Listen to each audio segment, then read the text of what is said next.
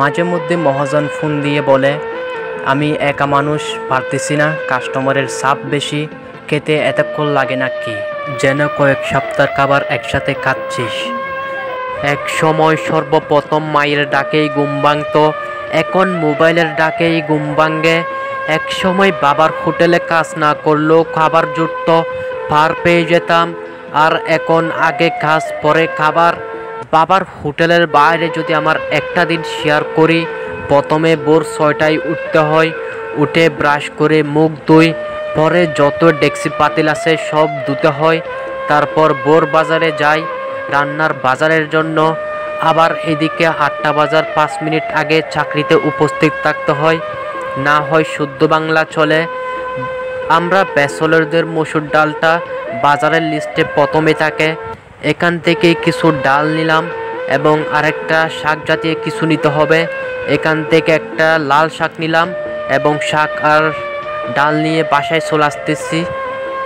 কাজ করতে করতে প্রায় 7টা বেজে গেল, আর মাত্র 1 ঘন্টা সময় আছে হাতে। দেরি না করে রান্নার কাজ শুরু করে দিলাম। রান্না প্রায় শেষের দিকে। রান্না শেষে হালকা নাস্তা করার সুযোগ হয়, খুবই তাড়াহুড়া করে খাচ্ছি। আজকে আমার একটু লেট হয়ে গেল, তাই অর্ধেক খেয়ে হাত ধুয়ে ফেললাম। এখন আবার চাকরিতে পৌঁছাতে হবে আমার। তাড়াহুড়া করে দোকানে চলে আসলাম। আমি এই দোকানেই চাকরি করি, আসা মাত্রই কাজ শুরু করে দিতে হয়। তো দুপুর 1টার দিকে মাত্র 1 ঘন্টা ছুটি দেয় খাওয়া দাওয়ার জন্য।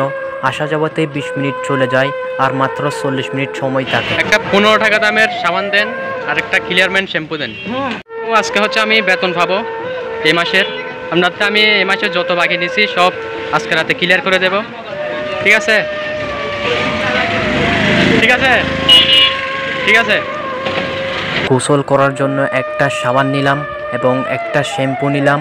আমি ওই দোকান থেকে বাকি মাল কিনি এবং 1 মাস পর পর যখন বেতন পাই তখন সব পেড করে দিই। গোসল করে খাওয়া দাওয়া শুরু করে দিই। এই মসুর ডালটা প্রতিদিন খেতে খেতে আর ইচ্ছা করে না খেতে ইচ্ছা না করলেও কিছু করার নাই, খেতেই হবে।